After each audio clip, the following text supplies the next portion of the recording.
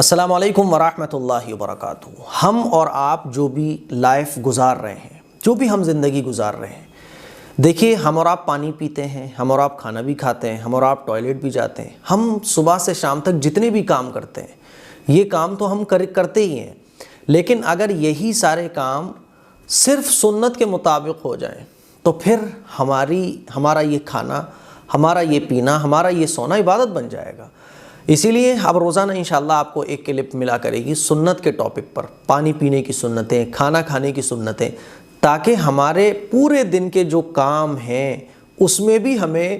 عبادت کا ثواب ملے، اس میں بھی ہماری آخرت بن رہی ہو، ہماری آخرت سنور رہی ہو۔ اب دیکھیے پانی کون نہیں پیتا؟ پانی ہم سب لوگ پیتے ہیں، لیکن یہی پانی اگر سنت کے مطابق پینا ہو جائے تو سنت پر عمل کرنے کا ثواب ملے گا، نیکیاں الگ ملیں گی، گناہ الگ معاف ہوں گے، حضور کی سفارش آخرت میں نصیب ہوگی، ہے نا، جنت میں اونچے مقام حاصل ہو جائیں گے۔ تو پانی ہم سب لوگ پیتے ہیں، لیکن پانی کا انداز اگر سنت کے مطابق ہو جائے گا تو یہی پانی پینا ہمارے لیے نجات کا آخرت میں ذریعہ بنے گا، بہت سارے انعامات کا ذریعہ بنے گا، ٹھیک ہے نا۔ تو آج میں آپ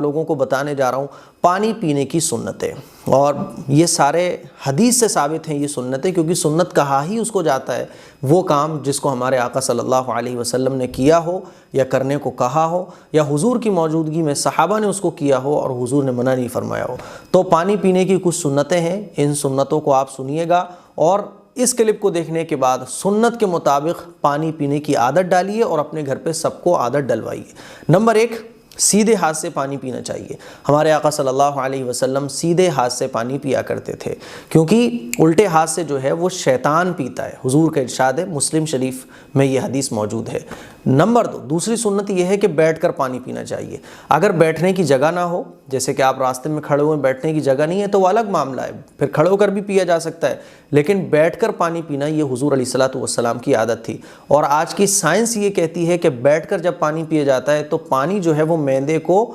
تکلیف نہیں دیتا ہے، اور جب پانی کھڑے ہو کر پیا جاتا ہے تو پانی معدے کو تکلیف پہنچاتا ہے، جس سے بہت ساری بیماریاں وجود میں آتی ہیں۔ تو دوسری سنت یہ ہے کہ پانی بیٹھ کر پیا جائے۔ نمبر 3، بسم اللہ کہہ کر پانی پینا چاہیے۔ جب بھی ہم پانی پئیں تو بسم اللہ کہہ کر پانی پئیں، اور پانی پینے کی جو دعا ہے وَسَقَاهُمْ رَبُّهُمْ شَرَابًا طَهُورًا، اس دعا کو بھی ہم پڑھ سکتے ہیں، اور پانی پینے کے بعد ہمیں الحمدللہ کہنا چاہیے، ٹھیک ہے نا۔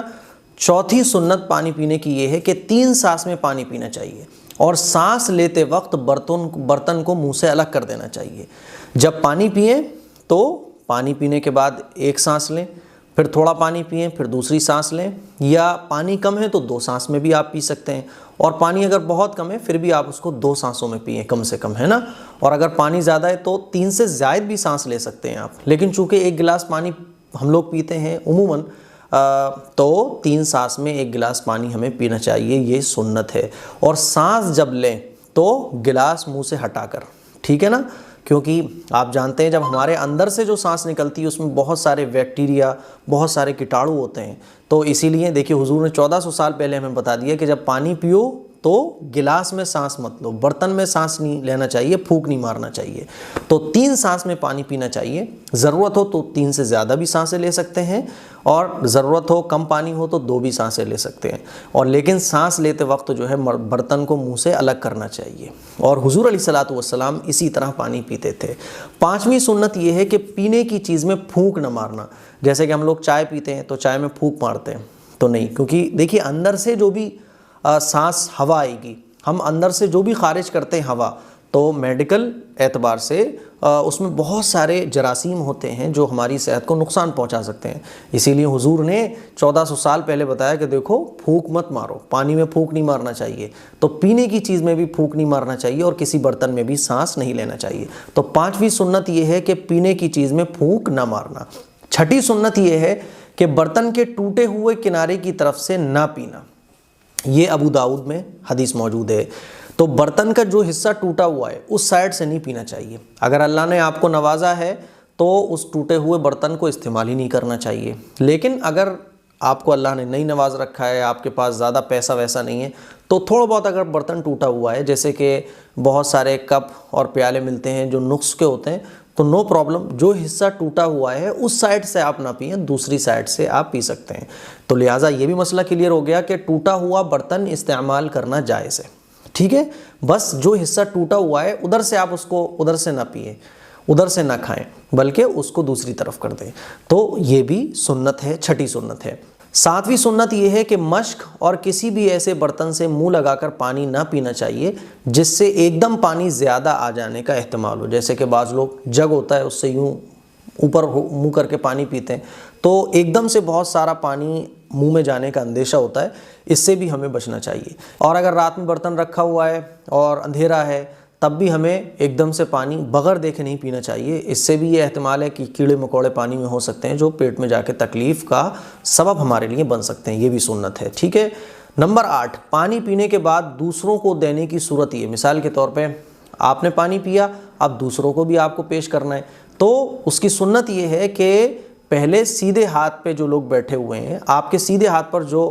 بیٹھا ہوا ہے آپ اس کو پہلے پانی دیں، پھر وہ پی لیں، وہ اپنے سیدھے ہاتھ پر دیں، تو سیدھے ہاتھ سے آپ دوسروں کو پانی پلائیں، الٹے ہاتھ سے نہیں، یہ سنت ہے نا۔ یہ بخاری میں اور مسلم شریف میں یہ حدیث موجود ہے، پانی پینے کے بعد دوسروں کو پانی دینے کی صورت یہ ہے کہ پہلے سیدھے ہاتھ والے کو دیں، پھر اس کے بعد اس طرح سے آپ سب لوگوں کو پانی پلائیں۔ اور چائے ہے یا شربت ہے اس کی بھی تفصیل یہی ہے، خود پئیں پھر سیدھے ہاتھ سے شروع کریں دینا، ٹھیک ہے۔ بہت سارے مہمان بیٹھے ہوئے ہیں تو پھر یہ مت دیکھیں آپ کہ کون بڑا مہمان ہے کون چھوٹا ہے، سیدھے ہاتھ پر بچہ بیٹھا ہوا ہے الٹے ہاتھ پہ بڑے بیٹھے ہوئے، نہیں، پھر آپ سیدھے ہاتھ سے ہی سب کو دینا شروع کریں، یہی سنت ہے۔